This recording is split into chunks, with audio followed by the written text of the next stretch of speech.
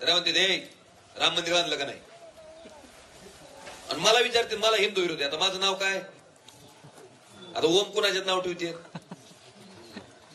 का ह्यांचं सर्टिफिकेट आणू भाषा बोलायचं हिंदू आहे म्हणून.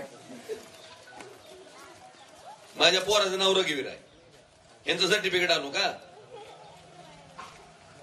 अरे तुम्ही प्रभू श्रीरामाचं नाव घेता तर प्रभू श्रीरामासारखं वागा. प्रभू श्रीरामानी वचन मोडणी म्हणून दिलेलं वचन पाळायला 14 वर्ष वनवासात गेलते म्हणाव. तुम्ही वचन देता आणि शेतकऱ्याला काट्यात घालता, मातीत घालता म्हणाव. तुम्ही श्रीरामाचा अपमान तर तुम्ही करताव खरं, श्रीरामासारखं न. मूळ प्रश्न काय आहे पुढं. आता महागाई वाढली का नाही विचारायचं का नाही आपण. 400चं सिलेंडर कितक्याला गेलंय मामा. 400चं 1200ला गेलेल्याची चर्चा नाही, पण 1200वर 300 डिस्काउंट दिलेली लय चर्चा. 60 रुपयाचं डिझेल 98 रुपयाला गेल्याची चर्चा नाही, पण 2 रुपये डिस्काउंट दिल्याची लय चर्चा. 70 रुपयाचं पेट्रोल 108 रुपयाला गेल्याची चर्चा नाही, पण 2 रुपये डिस्काउंट दिल्याची चर्चा. सोयाबीनचा भाव 1.5 लाखानं गरदाडात घातल्याची चर्चा नाही, वर्षाला 6000 आली म्हणून चर्चा. बरं वर्षाला 6000, 4 महिन्याला 2000, महिन्याला 500, दिवसाला नाही 17 येते. 17 दिवसाला 17, त्याच्यात 3 टाकलं की इमल येते म्हणते शेतकरी. आहार शेतकरी सन्मान बघा, ह्याला सुद्धा कळायला त्यांना कळत. मग मी बोललो लोकसभेत, आणि मी जिथं अन्याय होईल शेतकऱ्याला तिथं मी ज्याचं प्रतिनिधित्व करतो, मी भले कुठल्या का पक्षाचा असं ना, पहिल्यांदा माझा पक्ष कोण आहे जनता, मग त्यांची बाजू मी मांडली. बरं ही झाला एक विषय. लोकसभेत जरांगे पाटलांचा आता आंदोलन जे आहे ते कधी चालू झालंय आता, पण त्याच्या आधी सुप्रीम कोर्टात ज्यावेळेस मराठा आरक्षणाची विरोधातली याचिका दाखल झाली होती त्यावेळेस मी केंद्र सरकारला आठवण करून दिली. काय तामिळनाडूचं सुद्धा आरक्षणाची मर्यादा 50च्या पुढे गेलती, पण तेव्हाच्या केंद्र सरकारनं तामिळनाडू सरकारच्या समर्थनार्थ सुप्रीम कोर्टात ऍफिडेव्हिट दिलं, ज्याच्यामुळं ते आरक्षण टिकलं तामिळनाडूचं. आज 50च्या पुढे गेले पण टिकलंय. मग तामिळनाडू राज्यात जर टिकत असेल तर आताच्या केंद्र सरकारनं तीच भूमिका घ्यावी आणि महाराष्ट्रातलं सुद्धा टिकवावं. का केली मागणी मला कोण सांगितलं नव्हतं त्यावेळेस, आणि जरांगे पाटलाचं आंदोलन नव्हतं. त्याचं कारण आहे, एक मराठा समाजाचा वडील एका पुरीचं ऍडमिशन करायचं म्हणून दिवसभर धाराशिवला फिरतय. जेव्हा कॉलेजमधनं डी फार्मसीसाठी फीस सांगतात की अमुक अमुक फीस भरायची, त्या पुरीचा वडील रात्री जातय आणि आत्महत्या करून मरतय. काय कशामुळे मेला असेल होत. ही मराठा समाजाच आहे ती, मी नाव सांगितलं नाही तुम्हाला. म्हणून मी मागणी केली की ह्यांना गरज आहे.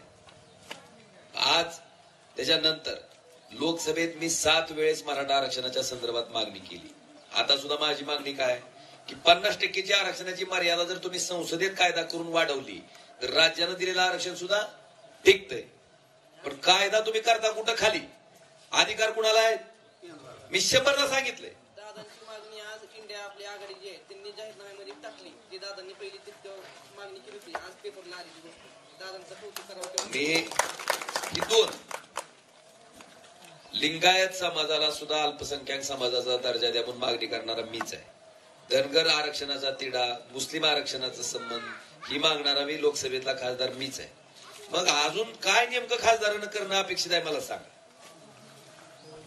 काय करणं अपेक्षित आहे. माझी उपस्थिती लोकसभेतली 92% आहे. तुमच्या बरोबर संपर्क साधून मी दिल्लीत बी असतो तरी माझा फोन चालू असतो, मी सगळ्याला बोलतो.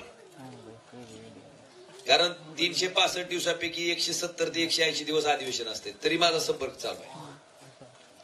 मी 77 चर्चेत भाग घेतला, जी राज्याच्या खासदाराच्या सरासरीच्या आणि देशाच्या खासदाराच्या सरासरीपेक्षा जास्त आहे. मी जेवढे तारांकित प्रश्न उपस्थित केले ते राज्यातल्या खासदाराच्या सरासरीच्या बरोबर आणि देशातल्या खासदाराच्या सरासरीपेक्षा जास्त आहे. माझी उपस्थिती 92%, ती पण राज्यातल्या देशातल्या खासदाराच्या सरासरीपेक्षा. मग आता नेमकं माझ्यात अवगुण काय तेवढा सांगा. आणि मी जर तुमच्यासाठी 5 वर्ष अखंड दिले असतील, तुमच्या संपर्कात राहिलो असेल, तर माझ्यात अवगुण एवढाच आहे की माझ्याकडे दाब नाही फक्त. मी तुम्हाला तात्पुरतं ह्या महिन्यासाठी काय वचन देऊ शकत नाही, पण 5 वर्ष तुमच्यासाठी राबायचं मात्र वचन 100% मी देऊ म्हणून आता आमचा अजून भानगड झाली, आमचं चिन्ह बी चोरलंय, पक्ष बी निघालाय.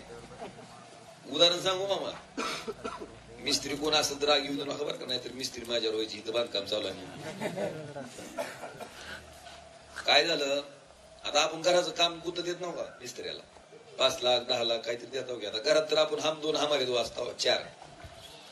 मग मिस्त्री काय करते तर 4 मिस्त्री खाली बिगारी काम करणारे 8 जण, ती किती झाली 8 आणि 4, मग ती 12 जण मिळून घर बांधते, ती ओके होते घर. आता घरात राहायला जायचं म्हणलं की मिस्त्री पुढे येते घर मालकाच्या, म्हणते आम्ही 12 आहोत, तुम्ही 4च आहोत, बहुमत आमचं आहे, तुम्ही घराच्या बाहेर व्हा. मग पहिल्या नंबरचा मिस्त्री एकनाथ शिंदे गेलं, चिन्ह बी तिकडं पक्ष बी तिकडं, आम्ही बाहेर. पुन्हा दुसरा अजित पवार, पक्ष बी तिकडं चिन्ह बी तिकडं, आम्ही. आता मला जे हिंदुत्वाचा प्रश्न विचारते, मला त्यांना साधा प्रश्न विचारायचा आहे की नवरा भारतीय जनता पार्टीत आहे आणि बायको 1 दिवस आधीच फक्त राष्ट्रवादी काँग्रेसमध्ये आली, मग नेमकं कुठलं हिंदुत्व आहे ती तर आम्हाला सांगा ना समजून. प्रश्न विचारावा लागेल का नाही, विचारावं लागेल का नाही. आणि शेवटचा आणि सगळ्यात महत्वाचा मुद्दा, ज्यावेळेस जरांगे पाटलाचं आंदोलन आंतरवली सराटीला चालू होतं, तिथं जेव्हा त्यांच्या आई बहिणीची आपल्या डोकी फोडली, त्याचा निषेध तर करायला पाहिजे का नाही आपण. राणा पाटलांनी केला का विचारा बरं, बघा जाऊन त्या दिवशीचं फेसबुकचं. निषेध तर केला नाही, उलट ज्या दिवशी जरांगे पाटील 14 दिवस उपाशी माणूस राहिल्यावर तुम्ही दिलेला शब्द पाळला गेला म्हणून बोलला वाकडं, काय चूक आहे त्याची. तर बापाला बोलल्यावर जेवढा राग येत नाही तेवढा राग ह्यातला आला. ही लाचारी कशासाठी आहे.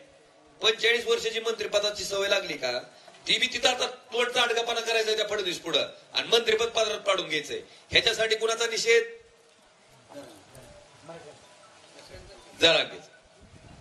तर मला तुम्हाला प्रश्न विचारायचा आहे की ह्या पद्धतीची माणसं तुम्हाला चलतात का. आता